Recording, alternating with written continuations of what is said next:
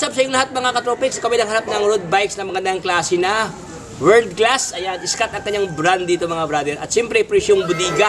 Ayan, naka-disc brake na to, no? Ayan, alloy frame katropics dito. So sa inyo katropics, no, ano pang specs dito mayroon dito? At siyempre, magkano ang presyuhan ng katropics? So, wag nang paligoy-ligoy pa. Comment, like, and subscribe. Let's go!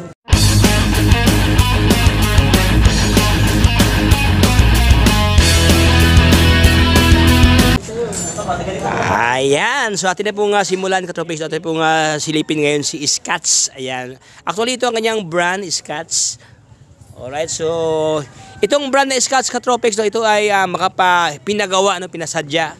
Dahil dito tayo ngayon sa Scott. Ayan, no, Scott bike and e-bike direct bodega dito sa Mayamot Antipolo. So ito po, mayroon silang bagong labas ngayon dito na road bike na Scotts ang kanyang brand dito. Wow, sa unang tingin mo pa lang katropics, no, mapapawaw ka dito dahil sobrang ganda ang kanyang itsura dito, kulay dilaw. Ayan. Tapos mga katropics, ang kanyang kulay dito, dilaw, blend ng black. Ayan, dito sa kanyang mismong pintura. Hindi to decals katropics, hindi siya hindi siya sticker. Ayan, siya po ay pintura dito. Gandang klase, oh. Dito sa kanyang upper part, may nakalagay dito sport technology fast speed. Ayan, oh. Tapos katropics, ang kanyang batalya is powered by alloy. Naka-alloy frame po kanyang batalya dito. Ito po ang kanyang mark sa kanyang wielding mark. Medyo malapad ang kanyang mark sa kanyang wielding. Tapos naka-tapered ang kanyang head job dito. Ayan, oh. Alright, so alloy frame. Dito sa kanyang tinidor is bakal siya katropics, no. Ayan, oh, bakal siya. Wala siyang, hindi masyadong malaki ang kanyang mark sa kanyang wielding dyan. Ayan. So dito sa kanyang center part, sa kanyang head tube, may nakalagay Scotts. Ayan. Ito ang logo ng mismong shop ni Scott, no. Ayan, oh, kulay green. Alright, so ito katropics, ang kanyang frame size dito is naka 50 cm ang kanyang size sa kanyang frame dito. Dito sa kanyang top tube, 50 cm. Dito sa kanyang seat tube, 50. Even dito sa kanyang down tube. Alright, so mayroon siyang dalawang lagayan sa ating water dito. Ayan, oh. Okay, dito ang water, dito ang gatas. Ayan, pang depensa sa ating mga long ride. So dito sa kanyang BB shell, ayan, mayroong hinang diyan. So far hindi siya hindi pa siya naka halotic dito. Ayan, naka square tipper pa siya ang kanyang bottom bracket diyan. Ayan, self bearing bottom bracket. Ayan.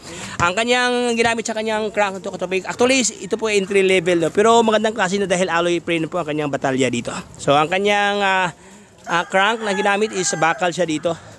Tapos naka 3x. Ayan.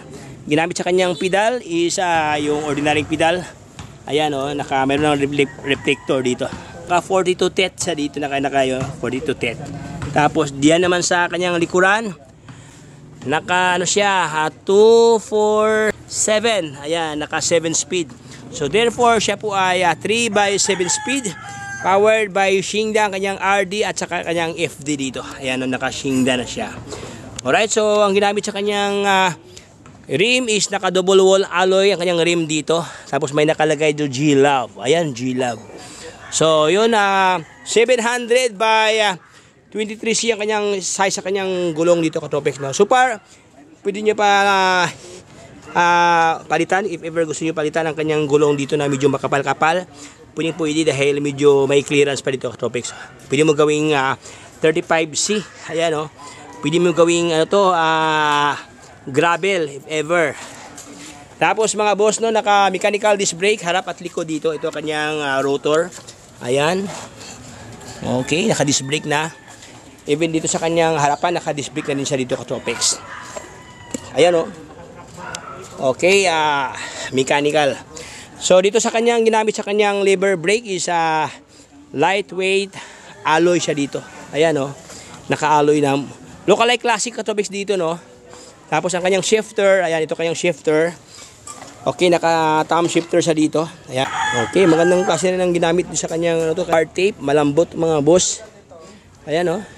Ganda to.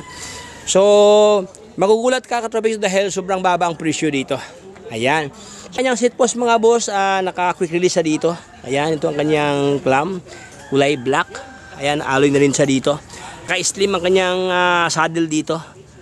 Ayan, may nakalagay Scat. Ayan, oh. Alright, so ito yung bagong labas ngayon, katropics ni Scat, no? By the way, naka-external cabling sa dito. Nasa labas ang kanyang mga cable. Ayan, oh. Classic na classic ang kanyang itsura dito. Tapos, dito naman sa likuran, ang kanyang brake. Ayan. Ito ang kanyang brake. At lumusot dito, ito ang kanyang brake. Doon sa likuran. Tapos, dito naman sa kaliwa. Ayan. Dito naman sa unahan. Okay, so ito po ang kanyang purmahan mga katropics.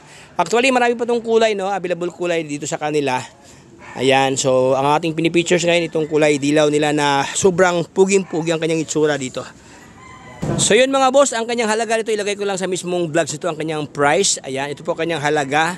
Ayan, so sa lahat ng gustong mag-order nito mga boss, pwede nyo tawagan or else pwede nyo pasalan ang kanilang Facebook page. Ayan, ilagay ko na lang Facebook page ni Scat. So ayan, hanggang dito lang tayo mga boss. Yung babayin pa ito yung pintuan. Maraming salamat sa pagsama. So ito si Tropics, signing off.